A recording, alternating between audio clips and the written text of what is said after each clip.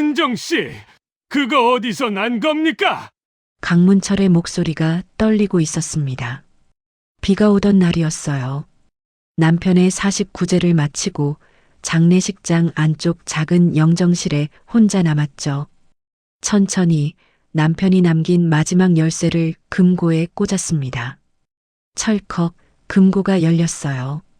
안에는 낯선 통장 서너 개와 작은 녹음기 하나가 들어 있었습니다. 손이 떨렸죠. 딸깍 녹음기를 재생했어요. 은정아, 이걸 듣고 있다면 나는 이미 옆에 없겠지. 너, 조심해야 한다. 내가 제일 믿는 사람, 그 사람이 우리를 팔아넘겼어. 남편의 목소리였습니다. 제일 믿는 사람? 그 순간 문이 벌컥 열렸어요. 복도 쪽에서 한 남자가 들어와 제 손에 쥔 통장을 보더니 얼굴이 하얗게 질렸습니다. 그제야 알았어요. 남편이 왜 끝까지 말을 아꼈는지, 그리고 누구를 믿으면 안 되는지. 남편 윤상도가 세상을 떠난 지 49일이 지났습니다. 장례식장은 이제 텅 비어가고 있었죠. 마지막 손님들이 떠나고 저는 홀로 영정실에 남았습니다. 상도의 얼굴이 액자 속에서 저를 내려다보고 있었어요. 잘 웃던 사람이었습니다. 평생 빚 싫다고 무리하지 말자고 입버릇처럼 말하던 남편이었죠. 그런 남편이 심근경색으로 쓰러져 단 한 번도 눈을 뜨지 못하고 갔습니다. 저는 천천히 상도의 유품 상자를 열었어요.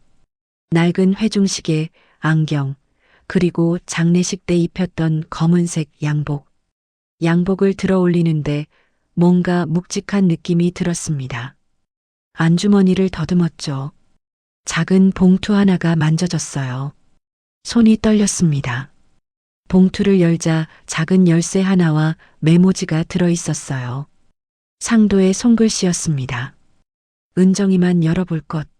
주소 성북동 712번지 창고. 창고라니. 저는 상도가 창고를 가지고 있다는 이야기를 들어본 적이 없었습니다.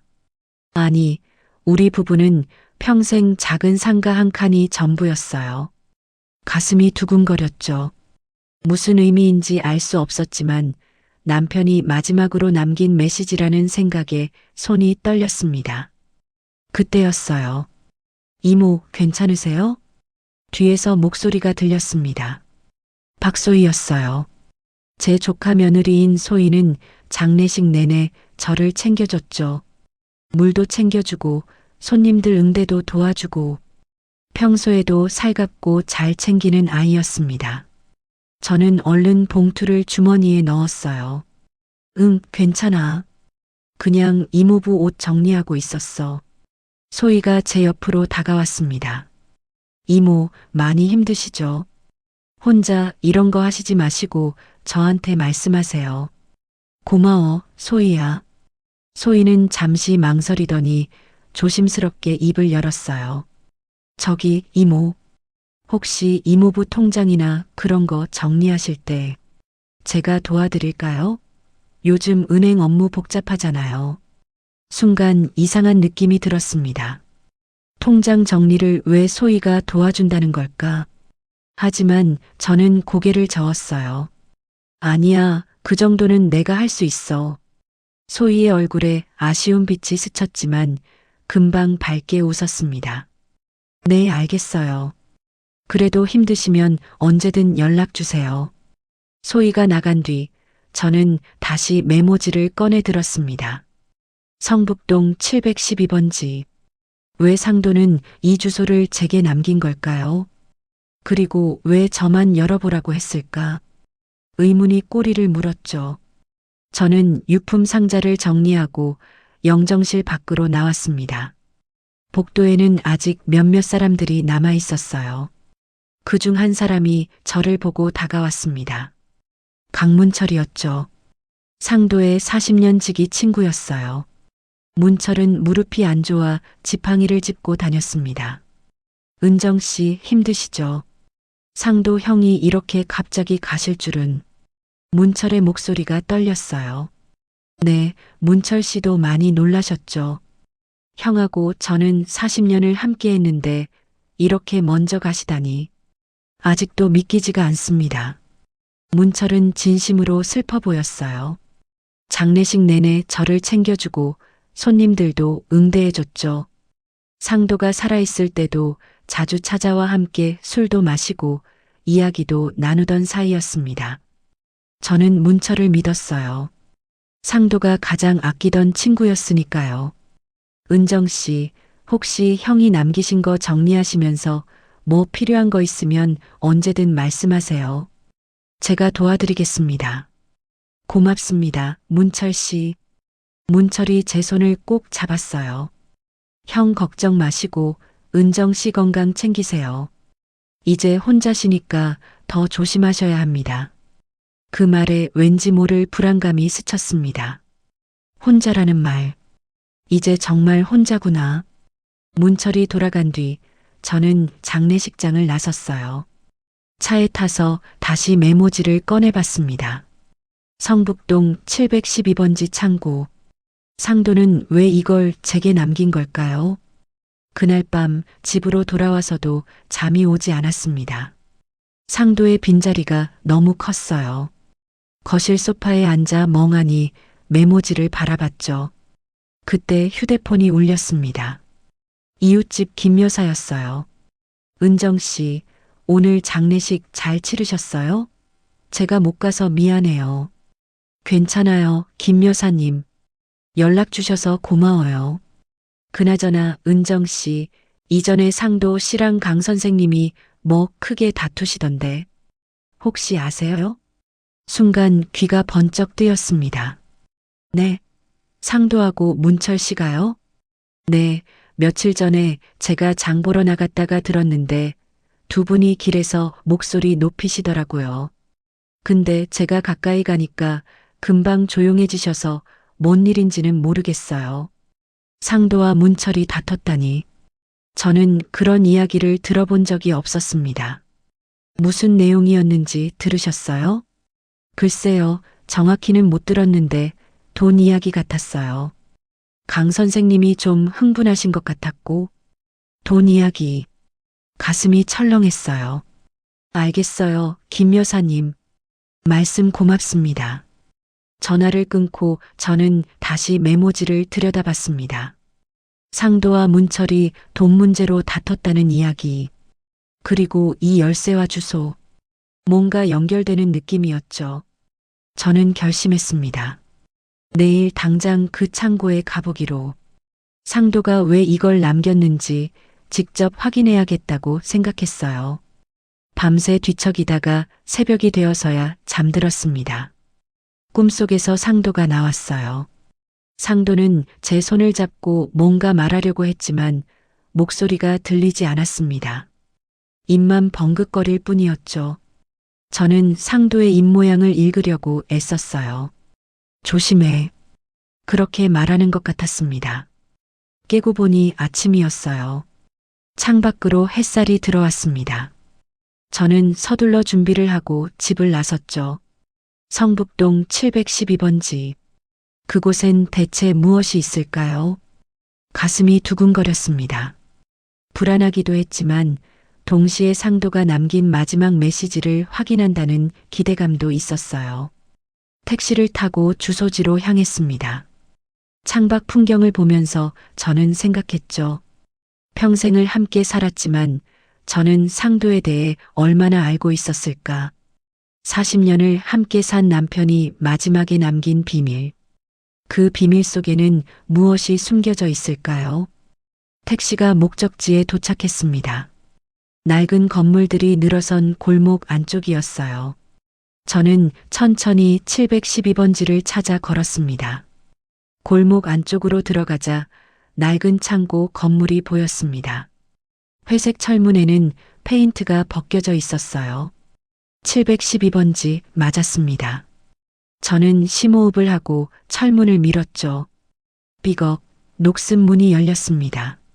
안은 어두웠어요. 먼지 냄새가 코를 찔렀습니다. 창고 안쪽에는 낡은 박스들과 오래된 가구들이 쌓여 있었어요. 그때 한쪽 구석에서 인기척이 났습니다. 누구세요? 깜짝 놀라 뒤를 돌아보니 50대로 보이는 남자가 서 있었어요. 저는 이 창고 주인이 남긴 열쇠를 가지고 왔는데요. 남자는 저를 위아래로 훑어봤습니다. 아, 혹시 윤상도 씨 부인이신가요? 네, 맞습니다. 근데 어떻게 아세요? 저는 이 건물 관리인입니다. 윤상도 씨가 돌아가셨다는 소식 들었어요. 조에 표합니다. 관리인은 고개를 숙였어요. 고맙습니다. 그런데 이 창고가 남편 명의인가요? 아니요. 등기상 소유주는 강문철 씨입니다. 순간 귀를 의심했습니다. 강문철이라고요. 네. 강문철 씨요?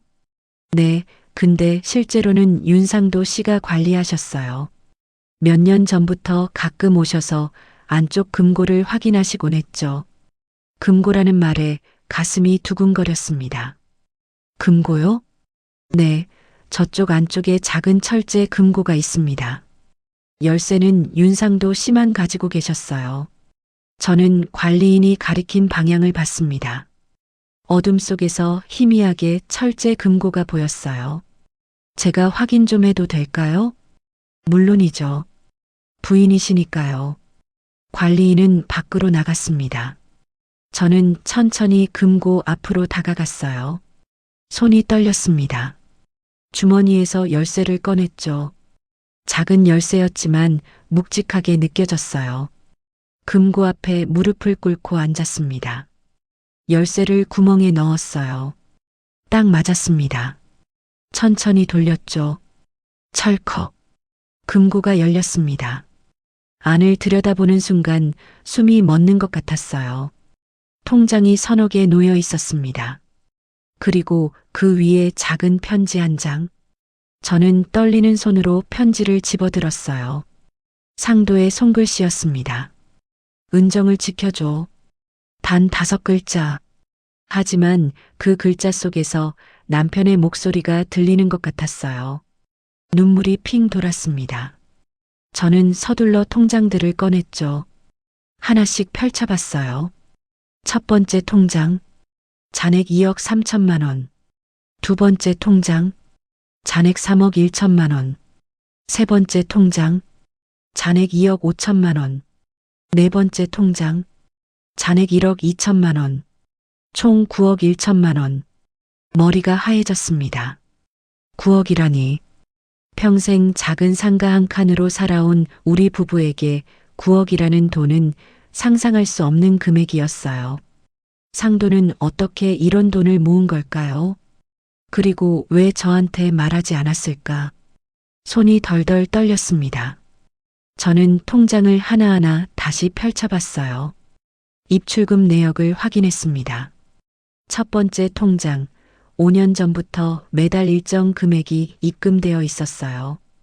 500만 원씩. 두 번째 통장도 마찬가지였습니다. 300만 원씩 꾸준히 들어와 있었죠. 세 번째 통장은 좀 달랐어요. 큰 금액이 한 번에 입금된 내역들이었습니다. 5천만 원, 3천만 원, 7천만 원. 그런데 이상한 점이 있었어요. 일부 입금 내역에 메모가 적혀 있었습니다. K문철, K문철 이체, 강문철. 다시 그 이름이었습니다. 왜 강문철 이름이 여기 있는 걸까요? 그리고 왜 창고 명의도 강문철인 거죠? 머릿속이 복잡해졌어요. 저는 통장을 가방에 넣고 금고를 다시 확인했습니다. 안쪽 구석에 작은 봉투가 하나 더 있었어요. 봉투를 열자 수첩이 나왔습니다. 상도의 수첩이었어요. 페이지를 넘겼죠. 날짜와 금액이 빼곡히 적혀 있었습니다. 2019년 3월 문철 500만 원. 2019년 6월 문철 300만 원. 2020년 1월 문철 5천만 원. 계속해서 강문철 이름과 금액이 반복됐어요. 이건 대체 무엇을 의미하는 걸까요? 상도가 문철에게 돈을 준 건가요? 아니면 받은 건가요? 가슴이 답답했습니다. 저는 수첩을 가방에 넣고 밖으로 나왔어요. 관리인이 입구에서 담배를 피우고 있었습니다. 다 보셨어요? 네, 그런데 한 가지 여쭤봐도 될까요? 물론이죠. 남편이 여기 자주 오셨나요?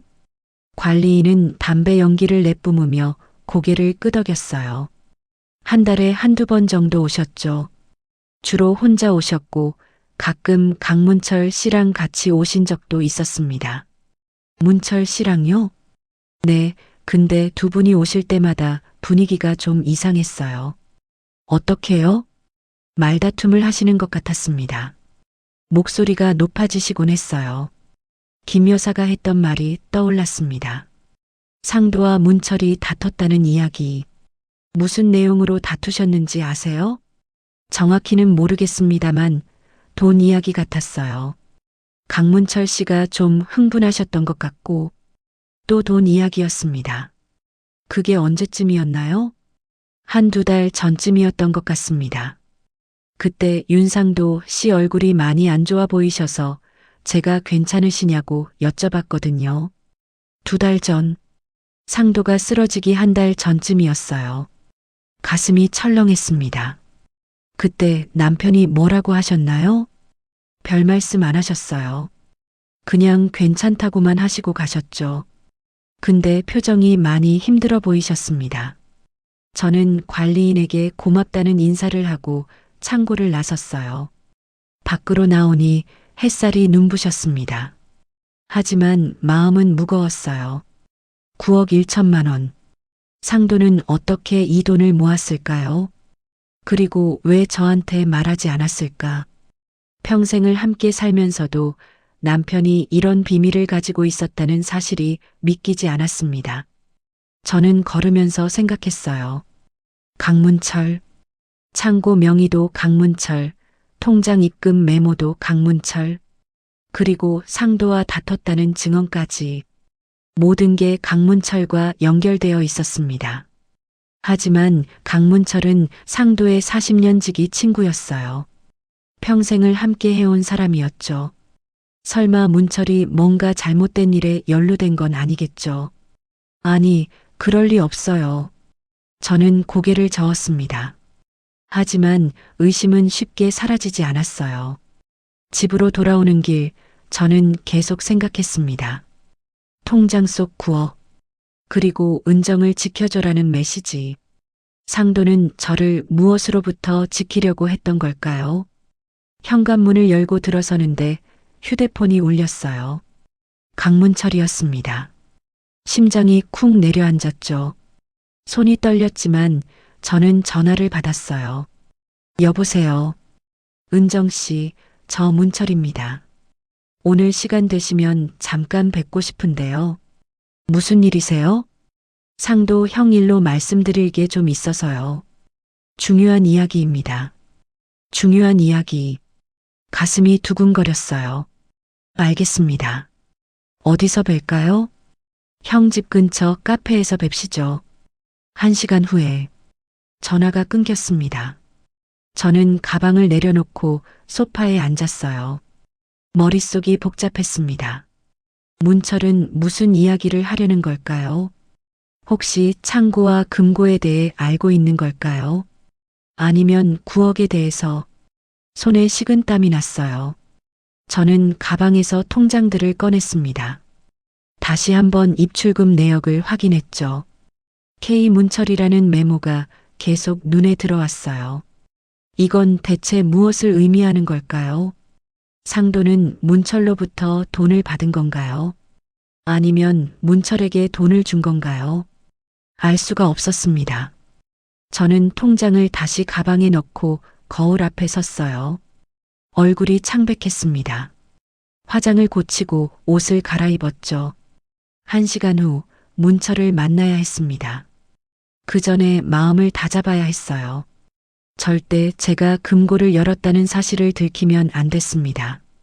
적어도 지금은 문철이 무슨 이야기를 하는지 먼저 들어봐야 했어요. 저는 심호흡을 하고 집을 나섰습니다. 카페로 가는 길 하늘을 올려다봤어요. 구름 한 점 없이 맑았습니다. 하지만 제 마음속은 먹구름으로 가득했죠. 상도, 당신은 대체 무엇을 숨기고 있었던 건가요? 그리고 저는 이제 무엇을 해야 하는 걸까요? 카페 앞에 도착했습니다. 유리창 너머로 문철이 보였어요. 지팡이를 옆에 세워두고 창밖을 바라보고 있었습니다. 저는 문을 열고 안으로 들어갔죠. 문철이 고개를 돌려 저를 봤어요. 은정 씨 오셨군요. 여기 앉으세요. 저는 문철 맞은편에 앉았습니다. 무슨 이야기를 하시려고요? 문철은 잠시 망설이더니 입을 열었어요. 은정 씨, 솔직하게 말씀드리겠습니다. 상도 형이랑 저는 예전에 사업을 같이 했었어요. 알고 있습니다. 그때 일로 형한테 빚을 진 게 있습니다. 빚이라는 말에 귀가 번쩍 뜨였어요. 빚이요? 네, 사업이 망하면서 제가 형한테 돈을 좀 빌렸거든요. 그걸 지금까지 갚아오고 있었습니다. 통장 속 입금 내역이 떠올랐습니다. K문철. 그게 바로 문철이 갚아온 돈이었던 거죠. 그런데 말입니다. 은정 씨. 문철의 목소리가 낮아졌어요. 형이 그 돈을 어디에 보관하고 계셨는지 아십니까? 가슴이 철렁 내려앉았습니다. 문철은 금고를 알고 있는 걸까요? 아니면 단순히 상도가 어딘가에 돈을 보관했을 거라고 추측하는 걸까요? 저는 최대한 침착하게 대답했어요. 글쎄요, 저도 잘 모르겠는데요. 문철의 눈빛이 예리해졌습니다. 은정 씨, 형이 혹시 뭔가 남기신 거 없으세요?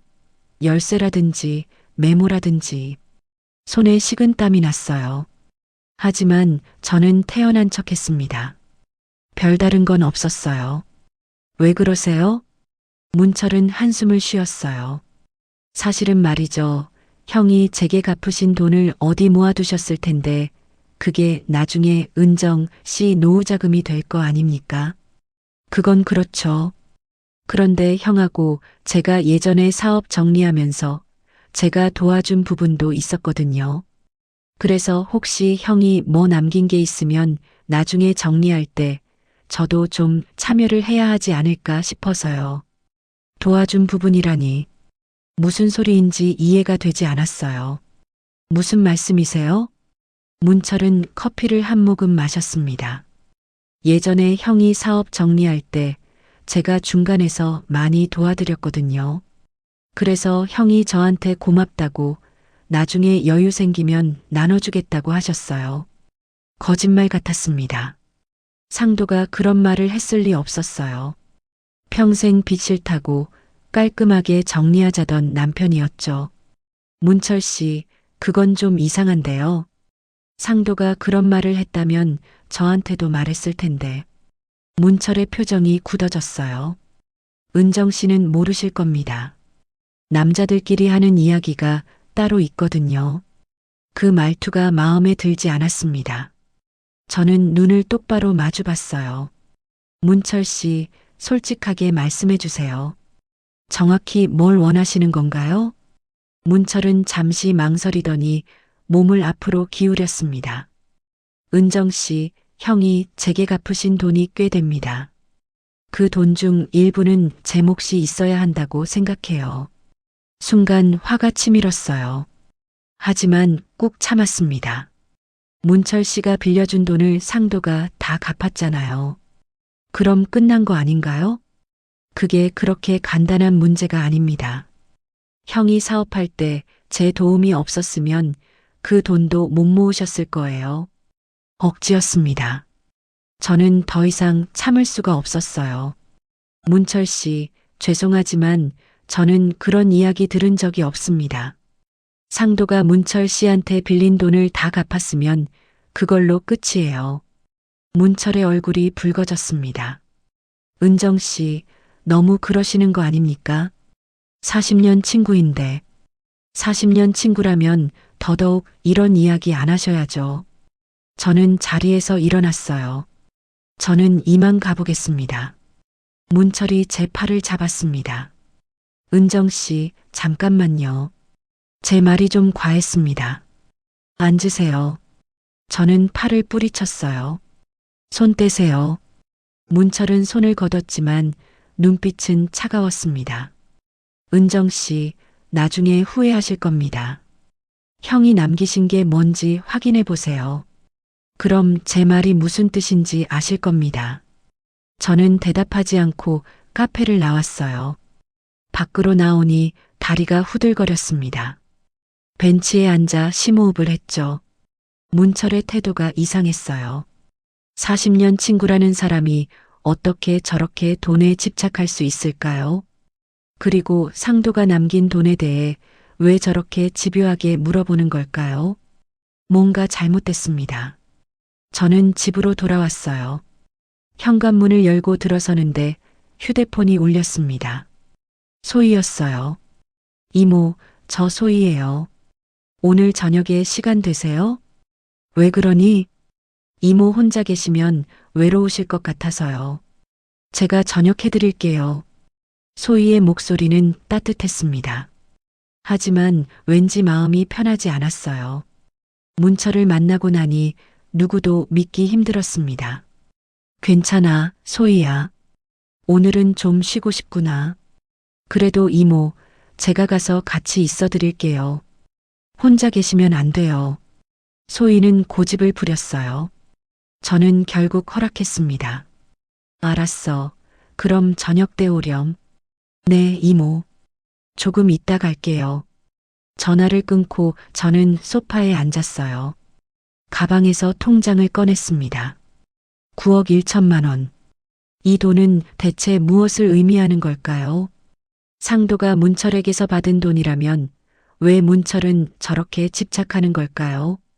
이미 다 갚은 돈이라고 했잖아요.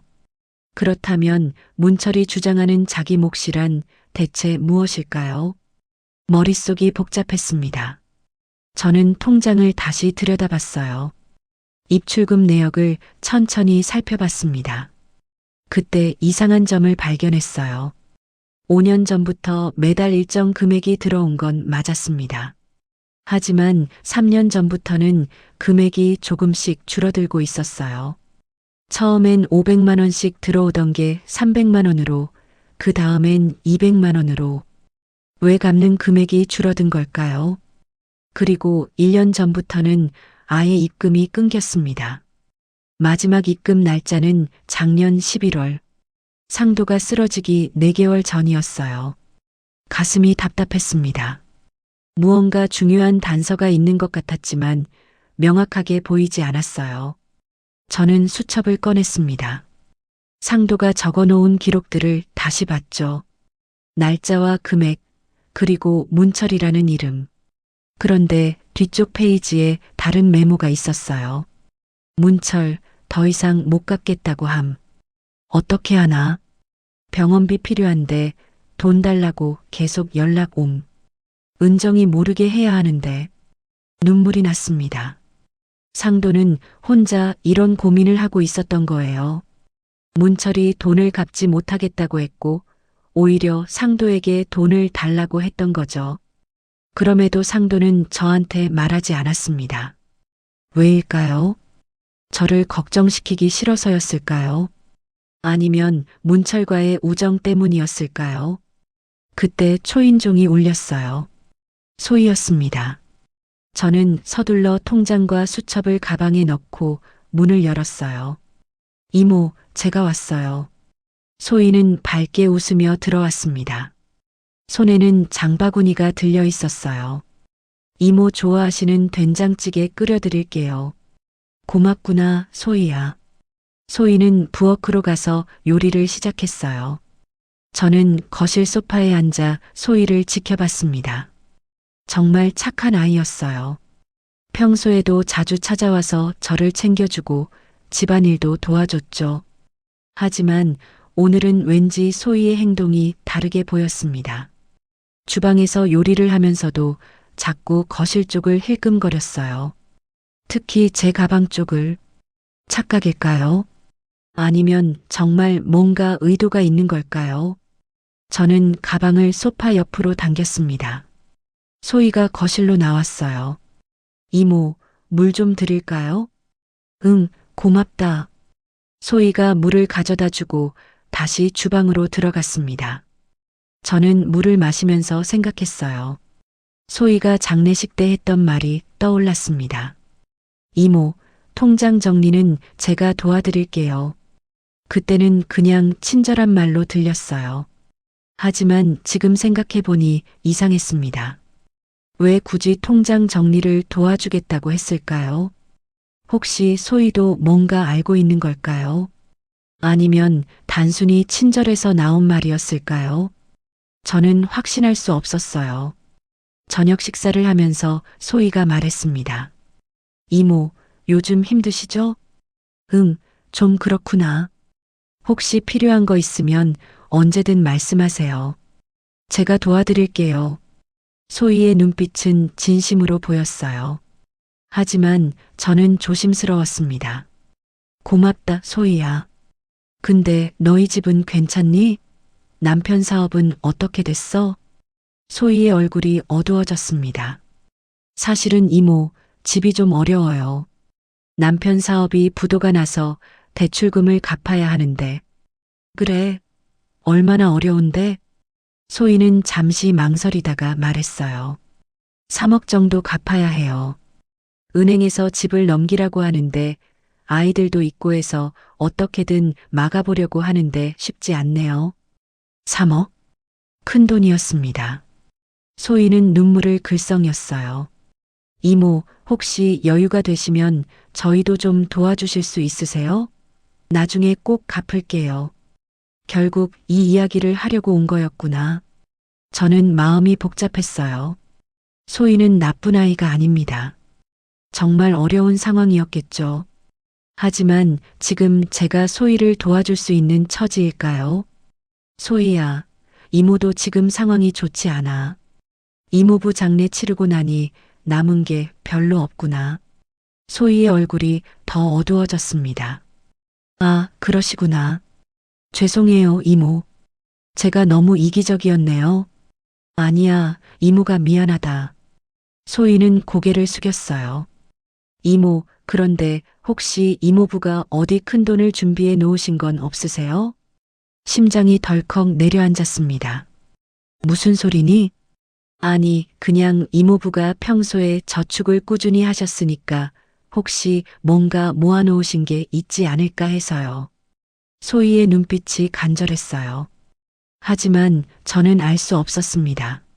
소희가 정말 순수하게 묻는 건지 아니면 뭔가 알고 있는 건지. 글쎄, 이모도 잘 모르겠구나. 소희는 더 이상 묻지 않았어요. 하지만 표정에서 실망이 역력했습니다. 저녁을 먹고 소희가 설거지를 했어요. 저는 거실에 앉아 소희의 뒷모습을 봤습니다. 착한 아이예요. 하지만 지금은 돈이 절실히 필요한 아이이기도 했죠. 그리고 돈이 필요한 사람은 때로 예상치 못한 행동을 합니다. 설거지를 마친 소희가 나왔어요. 이모, 저 이제 갈게요. 내일 또 올게요. 그래, 조심해서 가렴. 소희가 나간 뒤 저는 문을 잠갔습니다. 그리고 가방을 열어 통장을 꺼냈어요. 오늘 하루 동안 두 사람을 만났습니다. 강문철과 박소희. 둘 다 상도가 남긴 돈에 관심이 있었어요. 문철은 자기 몫이 있다고 주장했고 소희는 도움이 필요하다고 했습니다. 누구를 믿어야 할까요? 아니, 누구도 믿으면 안 되는 걸까요? 상도의 메시지가 떠올랐습니다. 은정을 지켜줘. 대체 무엇으로부터 저를 지키려고 했던 걸까요? 다음 날 아침 저는 일찍 일어났습니다. 밤새 잠을 설쳤어요. 머릿속에서 문철과 소희의 얼굴이 계속 떠올랐죠. 상도가 남긴 9억. 그 돈의 비밀을 알아야 했습니다. 저는 상도가 마지막으로 다녔던 병원을 찾아가기로 했어요. 혹시 병원 기록에 뭔가 단서가 있을지도 모른다는 생각이 들었습니다. 오전 9시 병원에 도착했어요. 원무과로 가서 말했습니다. 저 윤상도 환자 보호자인데요. 진료 기록 좀 떼고 싶습니다. 직원이 컴퓨터를 확인했어요. 신분증 보여주시겠어요? 신분증을 내밀었습니다. 직원은 서류를 출력해 주었어요. 여기 있습니다. 그런데 보호자분이 자주 오셨더라고요. 제가요? 아니요.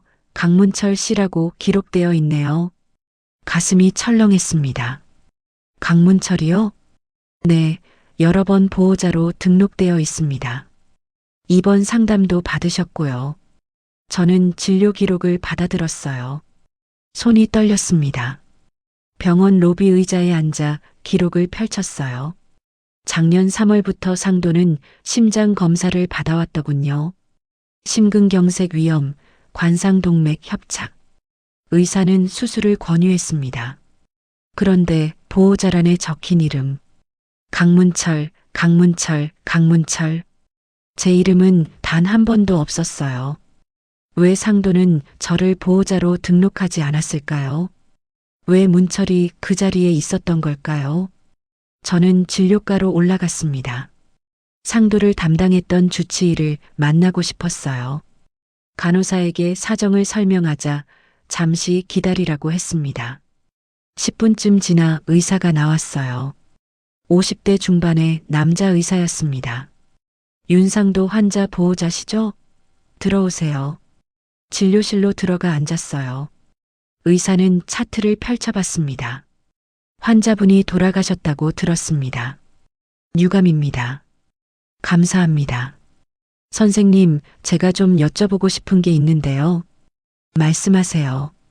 남편이 작년부터 병원에 다녔다고 하던데 왜 저한테는 말하지 않았을까요? 의사는 잠시 생각하더니 말했습니다. 사실 저도 이상하게 생각했습니다. 보통은 배우자분이 오시는데 항상 강문철 씨라는 분이 함께 오셨거든요. 강문철 씨가 뭐라고 하던가요? 환자분이 비용 걱정을 많이 하셨습니다. 수술비가 부담스럽다고요. 강문철 씨도 같은 말씀을 하시더라고요. 가슴이 답답했어요. 수술비가 얼마였나요? 의사가 서류를 꺼내 보여줬습니다. 심장 스텐트 시술과 입원 비용 포함해서 1,500만 원 정도 예상됩니다. 보험 적용되면 조금 줄어들고요. 1,500만 원. 9억이 있었는데 1,500만 원이 없어서 수술을 못한 거예요. 눈물이 났습니다. 선생님, 그럼 남편이 수술만 받았어도 살 수 있었나요? 의사는 조심스럽게 고개를 끄덕였어요. 확실하진 않지만 가능성은 높았습니다. 작년에 수술 권유했을 때 하셨더라면 지금쯤 건강하게 지내고 계셨을 겁니다. 주먹을 불끈 쥐었습니다. 왜 그랬을까요? 상도는 왜 9억이나 되는 돈을 숨겨놓고 1,500만 원 수술비가 없다고 했을까요? 그리고 왜 문철은 옆에서 그 말을 듣고도 아무 말 하지 않았을까요? 의사에게 감사 인사를 하고 나왔어요. 복도를 걸으며 눈물을 닦았습니다. 분노가 치밀었어요. 강문철. 저는 병원을 나와 집으로 돌아왔습니다. 집에 들어서자마자 상도의 서재로 갔어요. 책상 서랍을 열었습니다. 상도의 물건들이 가득했죠. 펜, 수첩, 안경, 그리고 고장났다고 생각했던 휴대폰. 저는 휴대폰을 집어들었어요. 전원을 켜봤지만 역시 켜지지 않았습니다. 배터리가 방전된 건지 아니면 정말 고장난 건지 알 수 없었어요. 저는 근처 휴대폰 수리점으로 갔습니다. 젊은 직원이 맞아줬어요. 어떻게 오셨어요? 이 휴대폰 좀 봐주시겠어요? 전원이 안 들어와서요. 직원이 휴대폰을 받아 살펴봤습니다. 배터리가 완전히 방전됐네요. 충전해보고 안 되면 배터리 교체해야 할 것 같은데요. 얼마나 걸릴까요? 한 30분 정도요. 저는 기다리기로 했습니다. 수리점 의자에 앉아 창밖을 바라봤어요. 사람들이 분주하게 오가고 있었습니다. 평범한 일상이었죠. 하지만 제 일상은 평범하지 않았어요. 남편의 죽음, 숨겨진 9억, 그리고 의심스러운 사람들, 모든 게 뒤엉켜 있었습니다. 30분이 지나 직원이 불렀어요. 손님 됐습니다. 휴대폰이 켜져 있었어요. 고맙습니다. 비용을 지불하고 나왔습니다. 집으로 가는 길 저는 휴대폰을 켜봤어요. 화면에 알림이 떴습니다. 문자 메시지 127개, 부재중 전화 53통. 대부분 장례 후 조문 연락이었어요. 하지만 제가 찾는 건 따로 있었습니다. 상도가 남긴 흔적. 저는 메모 앱을 열었어요. 여러 개의 메모가 있었습니다. 장볼 목록, 병원 예약, 그리고 음성 메모. 심장이 뛰었어요. 음성 메모를 눌렀습니다. 상도의 목소리가 흘러나왔어요. 은정아. 숨이 멎는 것 같았습니다. 나 아니야. 이 말 꼭 해야겠어. 배경에서 차 소리가 들렸어요. 운전 중에 녹음한 것 같았습니다. 돈 때문에 오는 사람 조심해. 진심으로 너를 걱정하는 사람이 누군지 잘 봐. 목소리가 떨리고 있었어요. 나는 평생 너만 믿고 살았어. 그래서 이 돈도 다 내 노후를 위해서. 눈물이 흘러내렸습니다. 문철이한테 속지 마. 그 사람은. 그 순간 녹음이 끊겼어요. 뒤에 뭔가 더 있을 것 같았는데 녹음이 잘려 있었습니다. 저는 휴대폰을 꼭 쥐었어요. 문철이한테 속지 말라고. 상도는 문철을 경계하고 있었던 거예요. 왜일까요? 대체 무슨 일이 있었던 걸까요? 집에 도착해 저는 휴대폰을 컴퓨터에 연결했습니다. 음성 파일을 복원할 수 있는지 확인하고 싶었어요. 인터넷을 검색해 복원 프로그램을 찾았습니다. 다운로드해서 실행했죠. 프로그램이 파일을 스캔하기 시작했어요. 10분쯤 걸렸습니다. 화면에 메시지가 떴어요. 삭제된 음성 파일 1개 발견. 심장이 두근거렸습니다. 복원 버튼을 눌렀어요. 파일이 복원되었습니다. 저는 재생 버튼을 눌렀어요. 상도의 목소리가 다시 들렸습니다. 처음 들었던 부분이 지나가고 끊겼던 부분이 이어졌어요. 문철이가 돈 돌려줄 생각이 없어 보여. 숨을 참고 들었습니다. 내 노후 자금이라고 했더니 너 죽고 나면 어차피 은정 씨 혼자 쓸 텐데 왜 나한테서 뺏어가냐고 했어. 분노가 치밀었어요. 은정아, 조심해. 내가 제일 믿는 사람. 목소리가 더 떨렸습니다. 그 사람이. 녹음이 다시 끊겼어요. 하지만 충분했습니다. 제가 제일 믿는 사람. 강문철이었어요. 상도의 40년 친구, 장례식 내내 저를 챙겨주던 사람. 그 사람이 배신자였던 거죠. 저는 의자에 주저앉았습니다. 눈물이 멎지 않았어요. 상도는 알고 있었어요. 문철이 그 돈을 노리고 있다는 걸. 그래서 저한테 경고를 남긴 거였죠. 하지만 너무 늦게 발견했습니다. 이미 문철은 저에게 접근했고 자기 몫을 달라고 했어요. 저는 눈물을 닦고 일어났습니다. 이제 진실을 알았으니 행동해야 했어요. 하지만 어떻게 해야 할까요? 경찰에 신고할 만한 증거가 있을까요? 아직은 부족했습니다. 저는 더 확실한 증거가 필요했어요. 그날 밤 저는 옛날 사진첩을 꺼냈습니다. 상도와 문철이 함께 찍은 사진들을 보고 싶었어요. 앨범을 펼쳤죠. 젊은 시절의 상도와 문철이 활짝 웃고 있었습니다. 둘은 정말 좋은 친구였어요. 사업도 함께 했고 힘들 때 서로 의지했죠. 사진 뒤에 상도의 메모가 적혀 있었습니다. 문철이와 함께 우리의 시작. 가슴이 아팠어요. 그렇게 좋았던 관계가 어떻게 이렇게 변한 걸까요? 저는 계속 앨범을 넘겼습니다. 그러다 한 장의 서류를 발견했어요. 오래된 사업 계약서였습니다. 윤상도와 강문철의 이름이 함께 적혀 있었어요. 계약 내용을 읽어봤습니다. 공동사업, 수익 분배, 그리고 청산 조항. 청산 조항에는 이렇게 적혀 있었어요. 사업 실패 시 모든 채무는 공동으로 부담한다. 공동으로 부담. 그럼 문철도 빚을 갚아야 했던 거예요. 하지만 상도가 혼자 다 갚았다고 들었습니다. 왜일까요? 저는 서류를 더 찾아봤어요. 서랍 깊숙한 곳에서 또 다른 문서를 발견했습니다. 채무 변제 합의서. 내용을 읽는데 손이 떨렸어요. 강문철의 채무를 윤상도가 대신 변제하며 강문철은 향후 10년간 매월 일정 금액을 윤상도에게 상환한다. 날짜는 15년 전이었습니다. 상도가 문철의 빚을 대신 갚아준 거예요. 그리고 문철은 그 돈을 조금씩 갚아왔던 거죠. 하지만 녹음 파일에서 들은 대로 문철은 결국 갚기를 포기했습니다. 오히려 상도에게 돈을 달라고 했고요. 제 손에 땀이 났어요. 이제 그림이 보이기 시작했습니다. 상도는 15년 동안 문철이 갚는 돈을 모아왔어요. 제 노후 자금으로 만들려고. 하지만 문철은 그 돈을 다시 자기 것이라고 주장한 거죠.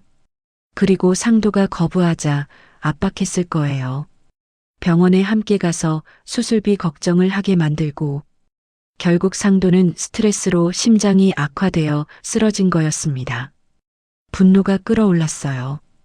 강문철 때문이었어요. 제 남편을 죽인 건 강문철이었습니다. 저는 서류를 가방에 넣었어요. 녹음 파일도 저장했습니다. 이제 증거가 모였습니다. 하지만 아직 부족했어요. 더 확실한 증거가 필요했습니다. 그때 휴대폰이 울렸어요. 소희였습니다. 이모, 저 소희예요. 혹시 지금 통화 괜찮으세요? 응, 괜찮아. 소희의 목소리가 떨리고 있었어요. 이모, 제가 말씀드릴 게 있어요. 중요한 건데. 무슨 일이니? 강문철 아저씨 말이에요. 예전에 이모부랑 크게 다투는 걸 본 적이 있어요. 귀가 번쩍 뜨였습니다. 언제? 작년 가을쯤이었어요. 제가 이모 댁에 들렀다가 우연히 들었는데 두 분이 정말 크게 싸우시더라고요. 무슨 내용이었어? 소희가 한숨을 쉬었습니다. 돈 이야기였어요. 아저씨가 이모부한테 돈 좀 빌려달라고 했는데 이모부가 이미 충분히 갚았으니 더 이상은 안 된다고 하셨어요. 그래서 아저씨가 화를 내면서 자기가 없었으면 이모부도 지금 없었을 거라고 소리치셨어요. 그리고 이모부가 쓰러지셨어요. 심장이 멎는 것 같았습니다. 쓰러졌다고? 네, 가슴을 움켜쥐시면서요. 저는 너무 놀라서 119를 부르려고 했는데 아저씨가 괜찮다고 말리더라고요. 그런 일이 있었구나. 이모, 저는 그때부터 아저씨가 좀 이상하다고 생각했어요. 왜 이모부가 쓰러지셨는데 병원에 모시고 가지 않은지. 소희의 증언이었습니다. 결정적인 증언이었어요. 문철은 상도가 쓰러지는 걸 보고도 방치했던 거예요. 살인이나 다름없었습니다. 소희야, 고맙다. 이야기해줘서. 이모, 제가 진작 말씀드렸어야 했는데. 죄송해요. 아니야, 지금이라도 말해줘서 고마워. 전화를 끊고 저는 소파에 앉았습니다. 소희의 증언으로 퍼즐이 맞춰지기 시작했어요. 강문철은 상도를 압박했고 그 스트레스로 상도는 쓰러졌습니다. 그리고 문철은 방치했죠. 이건 명백한 범죄였어요. 저는 더 많은 증거가 필요했습니다. 다음 날 아침 저는 오래된 앨범과 서류 상자를 꺼냈어요. 상도와 문철의 과거를 더 자세히 알아야 했습니다. 앨범을 천천히 넘겼죠. 젊은 시절의 사진들이 나왔어요. 상도와 문철이 함께 공장 앞에서 찍은 사진. 둘 다 작업복을 입고 환하게 웃고 있었습니다. 사진 뒤에 메모가 적혀 있었어요. 1985년 우리 공장 개업식. 문철이와 함께 시작. 그때는 정말 좋은 동료였던 거죠. 다음 사진은 몇 년 후였습니다. 둘의 표정이 조금 어두워 보였어요. 뒤에 적힌 메모. 1992년 어려운 시기. 하지만 함께 이겨내자. 저는 계속 앨범을 넘겼습니다. 그러다 한 장의 신문 기사를 발견했어요. 오래된 지역 신문이었습니다. 지역 중소기업 부도, 채권자들 줄소송. 기사를 읽어봤죠. 윤상도와 강문철이 운영하던 공장이 부도났다는 내용이었어요. 채무액은 8억 원.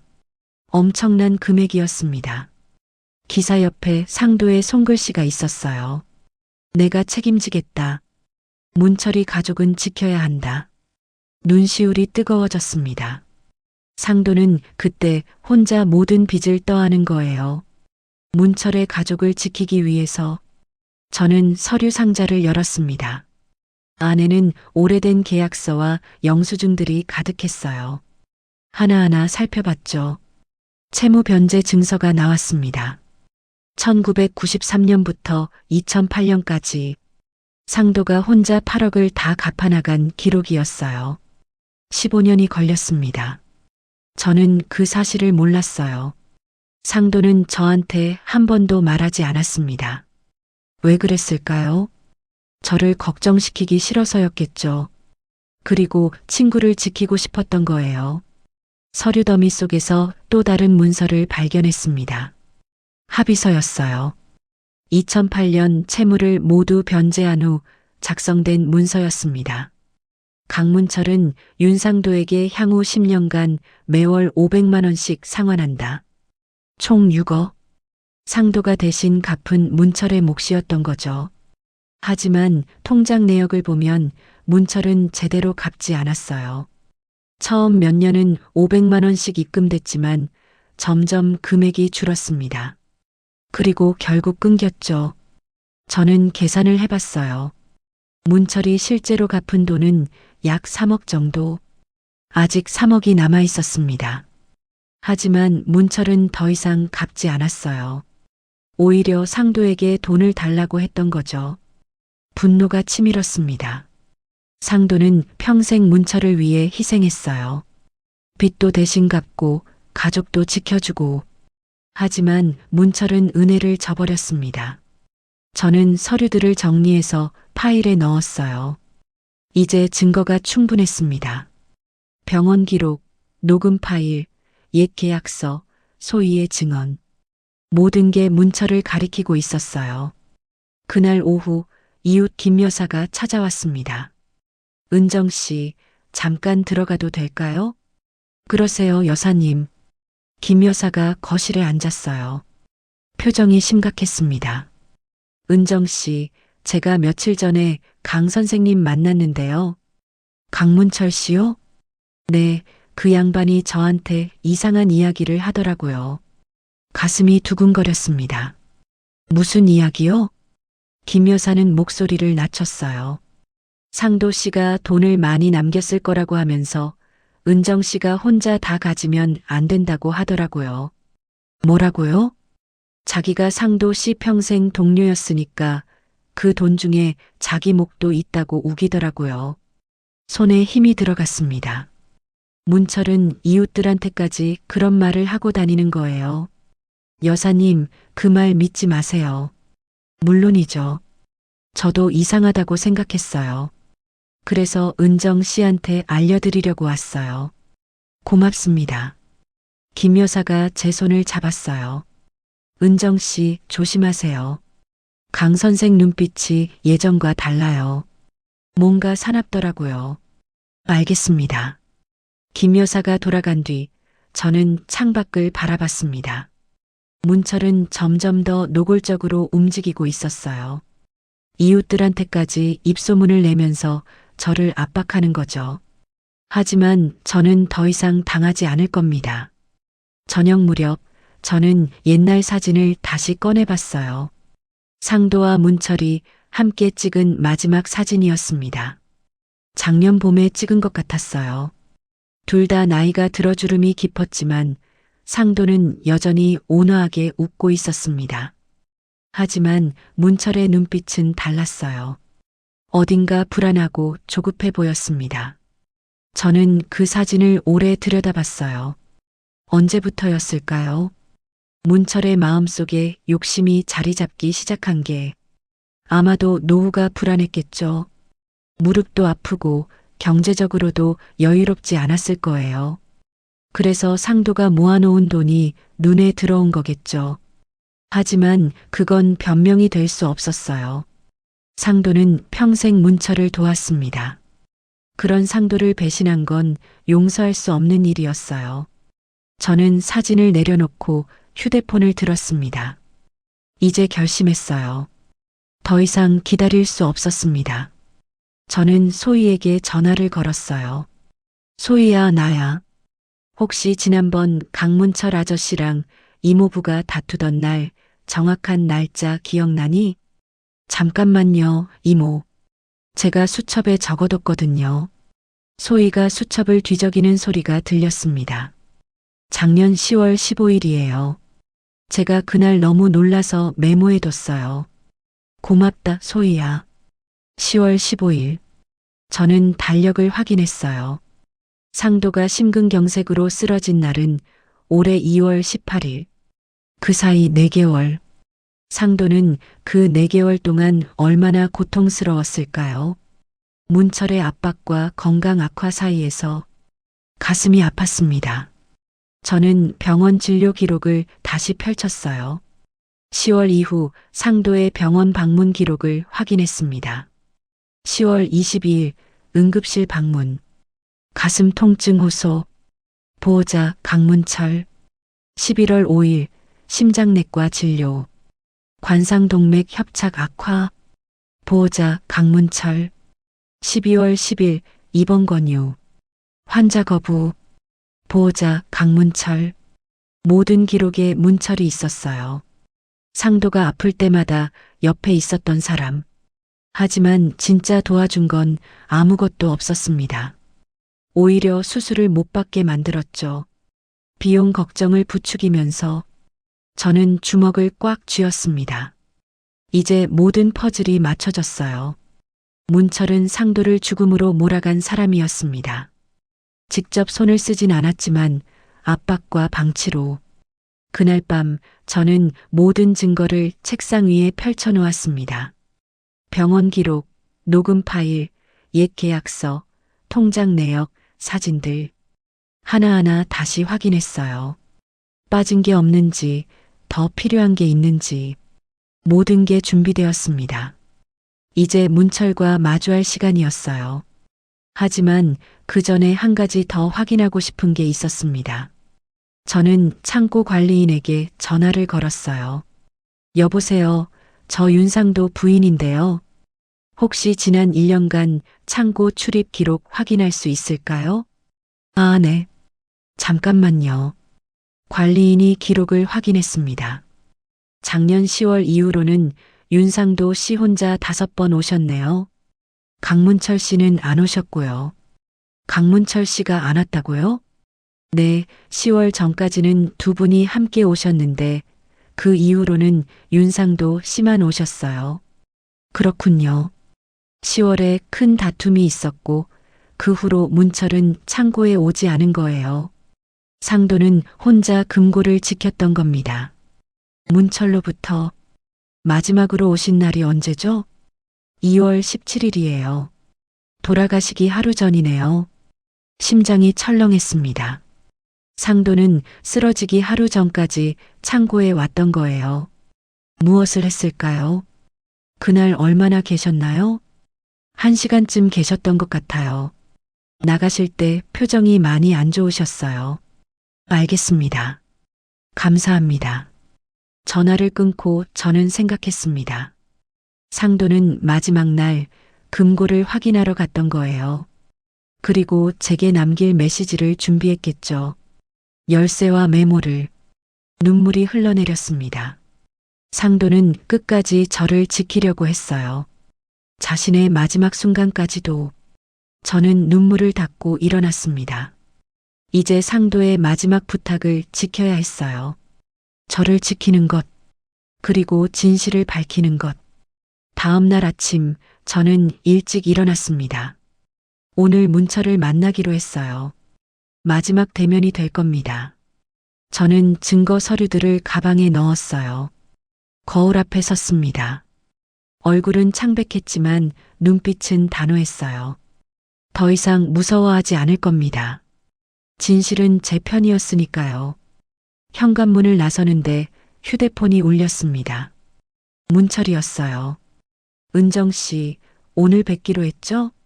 혹시 시간 바뀐 건 없으시죠? 목소리가 조급했습니다. 아니요, 약속대로 뵙겠습니다. 그럼 형 장례식장에서 뵙시죠. 거기가 좋을 것 같아서요. 장례식장이라니. 상도가 떠난 그곳에서 모든 걸 끝내려는 건가요? 알겠습니다. 전화를 끊고 저는 심호흡을 했습니다. 이제 시작이에요. 장례식장에 도착했습니다. 비가 내리고 있었어요. 49제를 치렀던 그 영정실 앞에 섰습니다. 문이 조금 열려 있었어요. 안을 들여다보니 문철이 보였습니다. 지팡이를 짚고 창밖을 바라보고 있었죠. 저는 심호흡을 하고 문을 밀었어요. 문철이 고개를 돌렸습니다. 은정 씨 오셨군요. 네. 저는 가방을 꽉 쥐고 안으로 들어갔습니다. 문철은 의자를 가리켰어요. 앉으세요.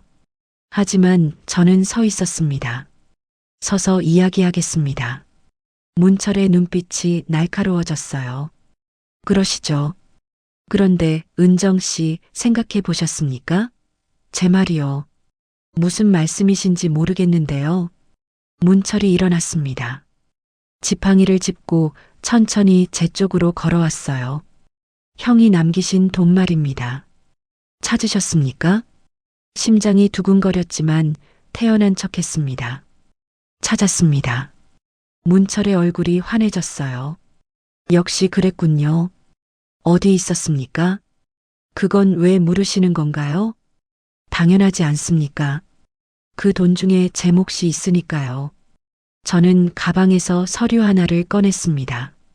2008년에 작성된 합의서였어요. 이게 뭔지 아십니까? 문철이 서류를 받아들었습니다. 얼굴이 굳어졌어요. 이건 어디서 난 겁니까? 상도가 보관하고 있었습니다. 문철 씨가 10년간 갚기로 한 6억 기억하시죠? 문철의 손이 떨렸습니다. 그건 옛날 일입니다. 옛날 일이라고요? 아직 3억이나 남았는데요. 은정 씨, 그건. 저는 또 다른 서류를 꺼냈어요. 통장 입출금 내역이었습니다. 문철 씨가 갚은 돈은 3억밖에 안 됩니다. 처음 몇 년은 제대로 갚으시더니 나중엔 끊으셨죠. 문철의 얼굴이 붉어졌습니다. 그건 제가 형편이 어려워서. 형편이 어려우면 상도한테 돈을 더 달라고 하시는 건가요? 무슨 말씀입니까? 저는 휴대폰을 꺼내 녹음 파일을 재생했어요. 상도의 목소리가 흘러나왔습니다. 문철이가 돈 돌려줄 생각이 없어 보여. 내 노후 자금이라고 했더니 너 죽고 나면 어차피 은정 씨 혼자 쓸 텐데 왜 나한테서 뺏어가냐고 했어. 문철의 얼굴이 하얗게 질렸어요. 이건 상도가 직접 녹음한 겁니다. 문철 씨 목소리도 들어있죠. 저는 녹음을 계속 재생했습니다. 뒷부분에는 희미하게 문철의 목소리도 들렸어요. 분노에 찬 목소리였죠. 문철은 뒷걸음질 쳤습니다. 은정 씨, 그건 오해입니다. 오해요? 그럼 병원 기록은 뭡니까? 저는 병원 진료 기록을 꺼냈어요. 작년 10월부터 상도가 심장 검사를 받을 때마다 문철 씨가 보호자로 등록되어 있습니다. 그건 제가 형을 챙겨드린 겁니다. 챙겨드렸다고요? 저는 의사의 소견서를 펼쳤습니다. 의사 선생님이 수술을 권유했는데 비용 걱정 때문에 못 받았다고 했어요. 문철 씨도 옆에서 같은 말을 하셨다죠. 문철이 말문이 막혔어요. 저는 계속했습니다. 9억이 있었는데 1,500만 원 수술비가 없어서 죽었습니다. 왜 그랬을까요? 그건 문철 씨가 막았기 때문이죠. 상도가 그 돈을 쓰지 못하게. 문철의 눈빛이 흔들렸어요. 아닙니다. 저는 그런데 왜 수술을 권유하지 않으셨습니까? 40년 친구가 죽어가는데요. 문철이 주저앉았습니다. 의자에 털썩 앉아 고개를 떨구었어요. 은정 씨, 제가 잘못했습니다. 처음으로 인정하는 말이었어요. 하지만 저는 멈추지 않았습니다. 문철 씨, 작년 10월 15일 무슨 일이 있었습니까? 문철이 고개를 들었어요. 어떻게? 상도랑 크게 다투셨죠. 돈 때문에. 은정 씨. 그리고 상도가 쓰러졌습니다. 가슴을 움켜쥐고 문철의 얼굴이 창백해졌어요. 누가 그런 말을 했습니까? 목격자가 있습니다. 그때 문철 씨가 119를 부르지 말라고 했다죠. 문철은 아무 말도 하지 못했어요. 저는 마지막 증거를 꺼냈습니다. 소희가 작성한 증언서였어요. 박소혜 씨가 모든 걸 봤습니다. 작성해서 제출할 준비도 되어 있어요. 문철이 떨리는 손으로 증언서를 받아들었습니다. 읽어 내려가는 얼굴이 점점 일그러졌어요. 은정 씨, 저는 정말 이제 솔직하게 말씀하세요. 왜 그랬습니까? 문철은 한참을 침묵했습니다. 그러다 깊은 한숨을 쉬었어요. 은정 씨, 저는 형이 부러웠습니다. 뭐라고요?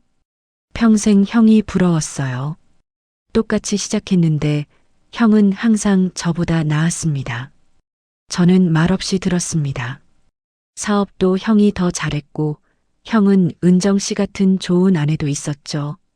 저는 아무것도 없었어요. 문철의 목소리가 떨렸습니다. 사업이 망했을 때 형은 제 빚까지 다 갚아줬습니다. 고마웠죠. 하지만 동시에 굴욕적이었어요. 그래서요? 저는 갚겠다고 약속했습니다. 10년 안에 다 갚겠다고. 하지만 형편이 안 됐어요. 무릎도 아프고 일도 제대로 못하고 문철은 지팡이를 꽉 쥐었어요. 3억을 갚고 나니 더 이상은 무리였습니다. 그래서 형한테 말했죠. 조금만 기다려달라고. 그랬더니요. 형은 괜찮다고 했어요. 천천히 갚으라고. 그런데 그게 더 싫었습니다. 저는 이해할 수 없었어요. 왜요?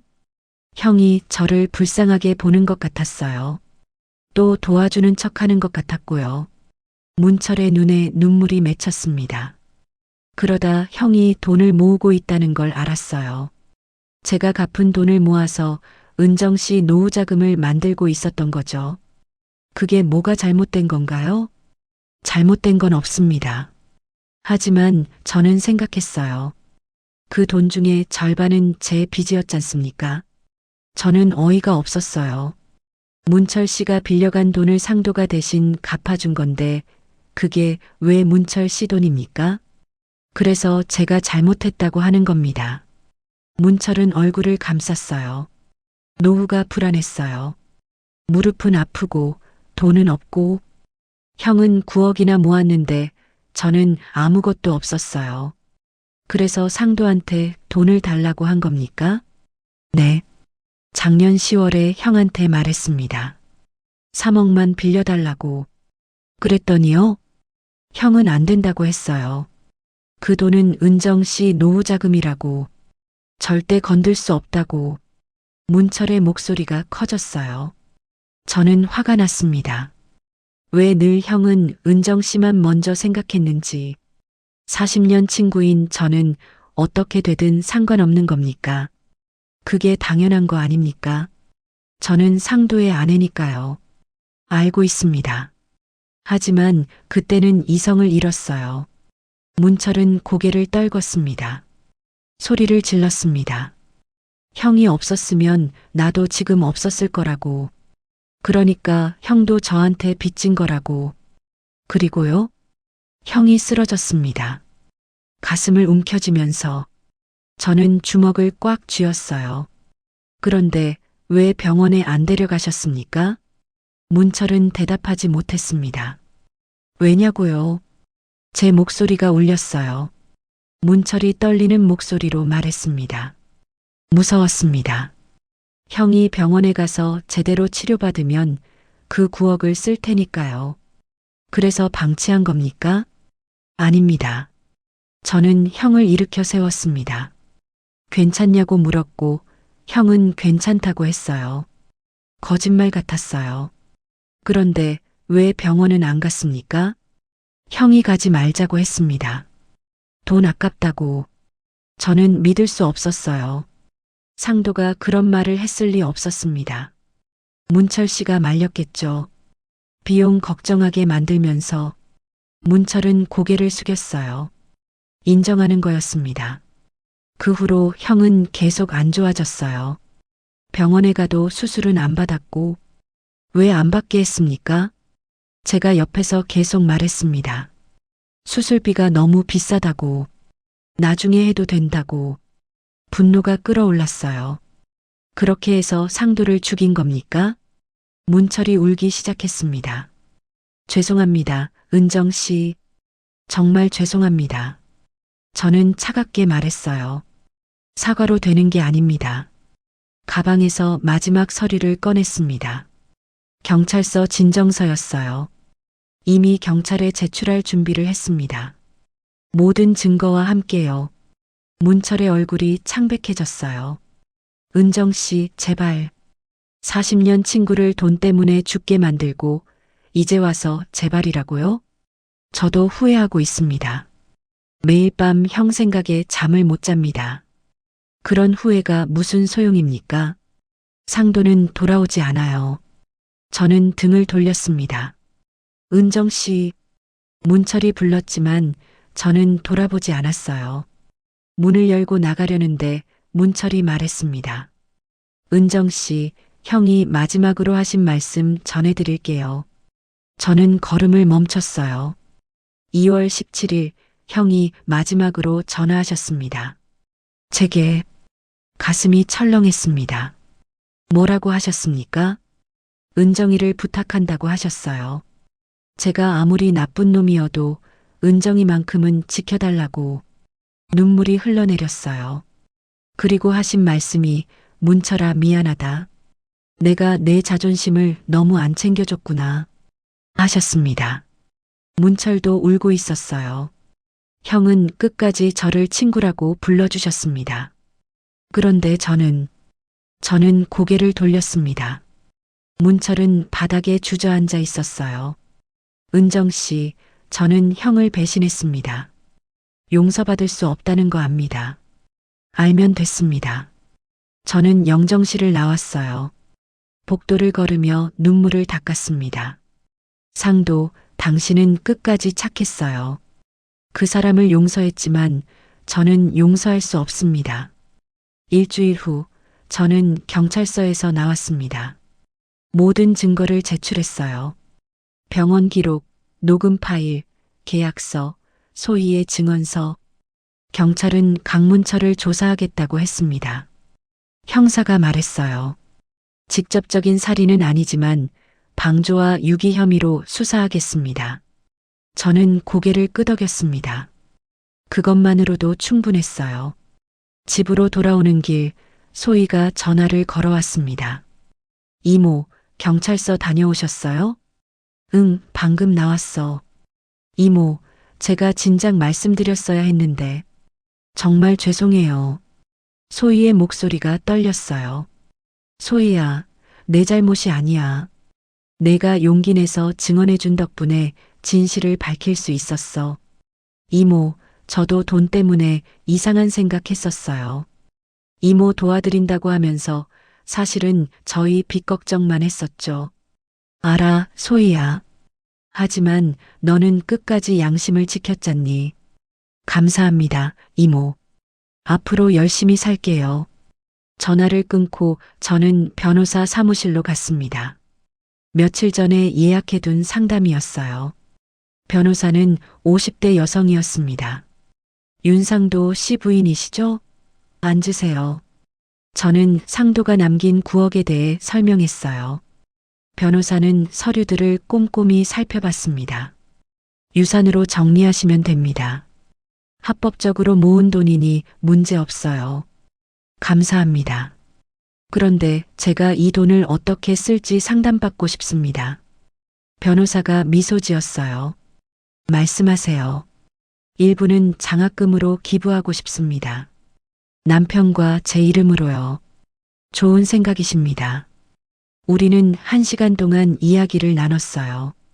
9억 중 일부는 제 노후 생활비로, 나머지는 장학기금으로 만들기로 했습니다. 윤상도 오은정 장학기금. 어려운 학생들을 돕는 장학금이었죠. 변호사 사무실을 나와 저는 상도의 묘지로 향했습니다. 오랜만에 찾아가는 길이었어요. 묘지 앞에 무릎을 꿇고 앉았습니다. 여보, 나왔어요. 바람이 불었어요. 당신이 평생 모은 돈 제대로 쓸게요. 당신이 원했던 대로요. 눈물이 흘러내렸습니다. 문철 씨는 경찰 조사를 받게 됐어요. 당신은 끝까지 친구를 용서했지만 저는 그럴 수 없었어요. 상도의 사진이 저를 내려다보고 있었어요. 여전히 따뜻하게 웃고 있었죠. 당신은 평생 돈보다 사람을 먼저 믿던 사람이었어요. 그런 당신을 위해서 저도 돈보다 양심을 먼저 선택하기로 했습니다. 묘지를 떠나며 하늘을 올려다봤어요. 구름 사이로 햇살이 비쳤습니다. 며칠 후 장학기금 설립 행사가 열렸습니다. 작은 행사였지만 의미 있었어요. 현판이 공개됐습니다. 윤상도 오은정 장학기금. 글씨를 쓰다듬었어요. 상도, 당신의 이름이 이렇게 남았습니다. 소희가 멀리서 지켜보고 있었어요. 저를 보고 깊게 허리를 숙여 인사했습니다. 저도 고개를 끄덕였죠. 행사가 끝나고 집으로 돌아왔습니다. 거실에 앉아 상도의 사진을 바라봤어요. 여보, 이제 편히 쉬세요. 당신이 지키려던 사람, 제가 잘 지켰어요. 그날 밤 꿈에 상도가 나왔습니다. 활짝 웃고 있었어요. 제 손을 잡고 말했죠. 고마워, 은정아. 잘했어. 꿈에서 깨어나니 눈물이 흘러내리고 있었습니다. 하지만 이번에는 슬픈 눈물이 아니었어요. 남편은 평생 사람을 먼저 믿었습니다. 그 믿음이 때론 배신당했지만 끝까지 사람을 포기하지 않았죠. 저는 그런 남편이 자랑스러웠습니다. 그리고 이제 남편 없이도 저는 살아갈 수 있었어요. 당당하게 양심을 지키며. 오늘 이야기가 마음에 남으셨나요? 구독과 좋아요를 눌러주세요. 더 아름답고 재미있는 이야기로 찾아뵙겠습니다. 감사합니다.